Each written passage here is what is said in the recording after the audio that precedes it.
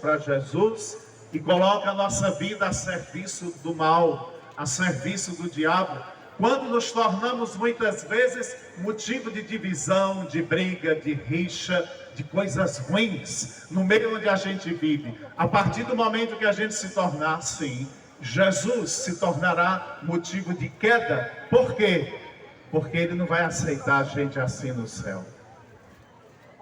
Aqui em Canhotinho tem gente assim? Tem não, né? Graças a Deus. O povo de Canhotinho é um povo santo e um povo bom. Seja mais ainda.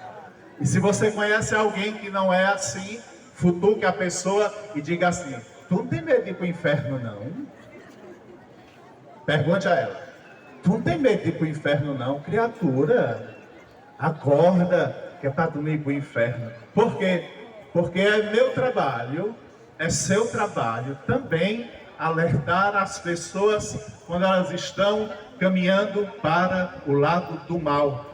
Nosso Senhor, nosso Deus fala através do profeta: ó, se teu irmão peca e tu não o corriges, eu vou pedir conta da vida dele a ti. Mas se ele pecar e tu corrigires e ele se converter, tu ganhastes o teu irmão para mim e vais receber um prêmio especial. Mas se tu alertar teu irmão e mesmo assim ele não se converter, tu não serás responsável pela queda dele. Está vendo?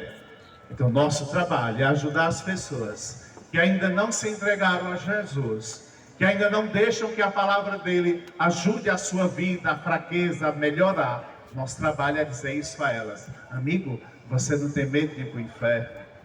Aí pronto, quando você disser isso à pessoa, ela vai acordar e vai pensar. E aí ela vai decidir o que fazer. Por quê? Porque todos nós somos e fomos consagrados a Deus. E Deus não quer perder nenhum da gente. Nenhum. Então, quando Simeão diz que ele será queda para alguns e libertação para outros, aí ele olha para Maria, aí diz uma palavra dura no coração de Maria. Olha o que ele diz, ó: uma espada de dor vai transpassar o teu coração. Vocês, mulheres que são mães, olhem para mim agora que eu vou perguntar a vocês, mulheres que são mães, qual é a maior dor que uma mãe pode sentir? Qual é? Oi? De ver o filho se perder no mundo. Perder o... não é a maior dor? Ou seja, ver o seu filho morrer. Simeão, quando disse a Maria que uma espada de dor iria transpassar o coração dela, Simeão estava preparando Maria para aquela realidade ali, ó, da cruz. Porque foi essa espada que transpassou o coração da mãe do Senhor, a espada da cruz. Ela sentiu a dor de ter nos braços o filho morto. O filho que ela deu ao mundo vivo, que veio trazer libertação e salvação, ela sentiu essa espada dolorosa. Mas aí quando nós olhamos para Maria, nós vamos encontrar uma coisa extraordinária. Porque no texto que o Padre Antônio leu do Evangelho, no finalzinho do texto, diz assim, ó: que ela guardava essas coisas no... Por que guardava no coração? Porque para sofrer a dor da espada e não ficar louca, não perder o juízo, não perder a fé, é preciso meditar e perguntar: por que meu filho vai ter que passar por isso?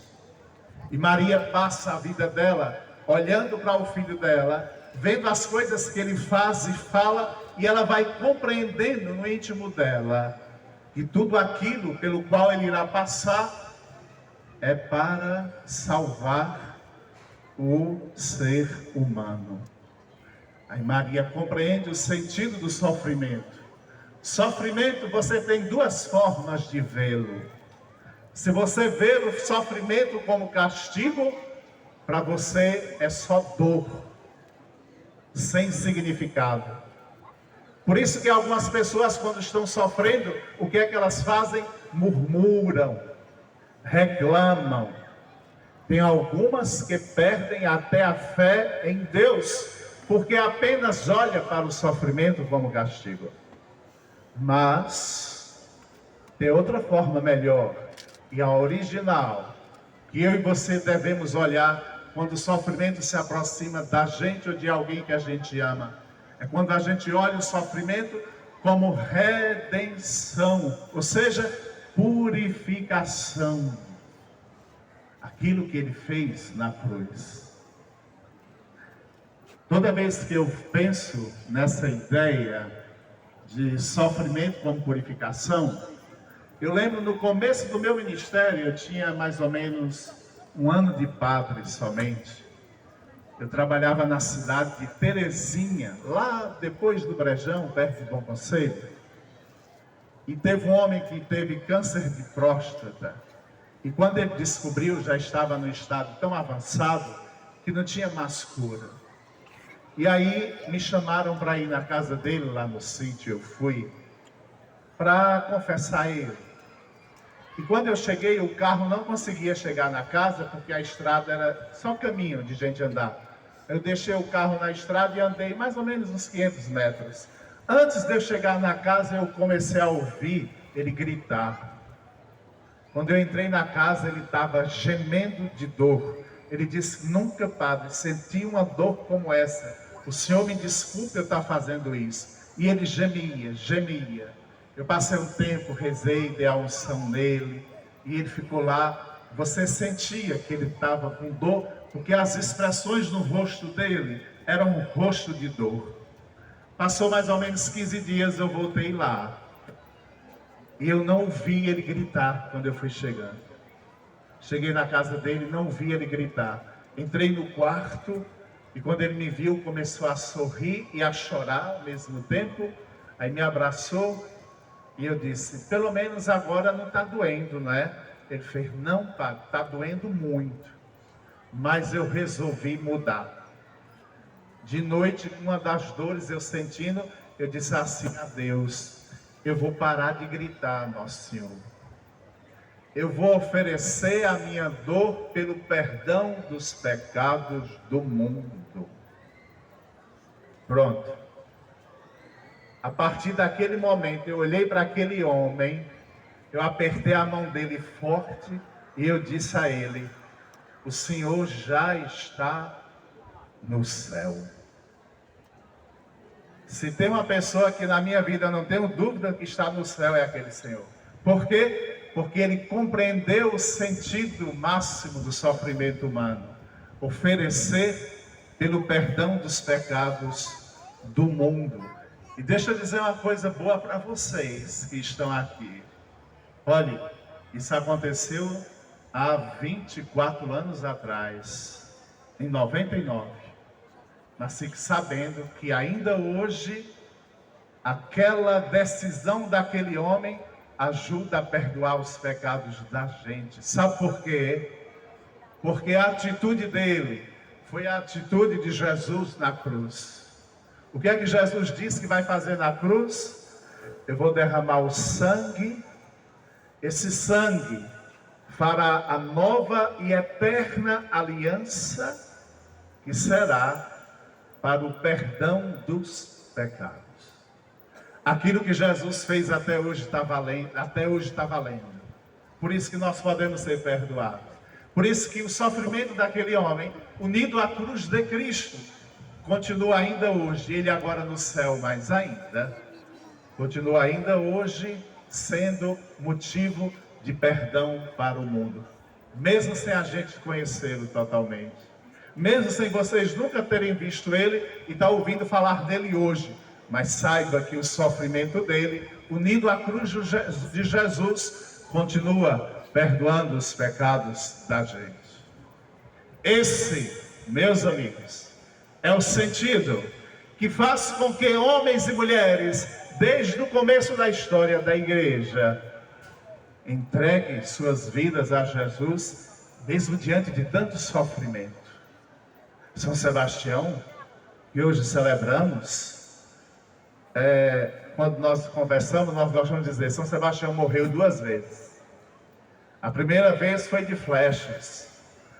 Quando o imperador descobriu que ele era cristão, fez todo o possível para ele rejeitar a fé, porque São Sebastião era um homem importante, ele era chefe da guarda principal do imperador, então é um homem da confiança do imperador. O imperador gostava muito dele, Domiciano, o nome do imperador. Quando ele descobriu, ele fez com que São Sebastião, ele sugeriu que São Sebastião rejeitasse a fé, ele o perdoaria e não o tiraria do cargo. Mas São Sebastião não aceitou. Jamais renegar Cristo por qualquer coisa. Então ele mandou flechá-lo. Só que São Sebastião era soldado, era um homem forte. Ele derramou sangue, desmaiou, mas não morreu. Quando os guardas foram embora, umas pessoas cristãs que estavam assistindo de longe, vieram pegar o corpo, levaram para sua casa, cuidaram de São Sebastião, ele ficou bom. E aí disseram, Bastião, é bom você fugir, porque o imperador pensa que você está morto, melhor ainda, vá para longe daqui. Ele, não, eu tenho que ir lá dizer ao imperador aquilo que eu disse a vocês, você não tem medo de ir para o inferno não.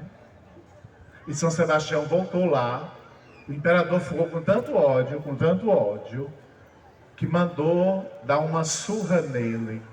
Só que os chicotes que batiam em São Sebastião, na ponta deles tinha umas bolas, mais ou menos deste tamanho de chumbo, que era para quebrar os ossos do corpo. E eles bateram em São Sebastião até a morte. Veja, dor, sofrimento. Por que São Sebastião não disse, tá bom, eu rejeito Jesus? Porque São Sebastião lembrou daquela palavra de Jesus no Evangelho, que diz assim, do que adianta ao homem ganhar o mundo inteiro, mas perder a sua alma?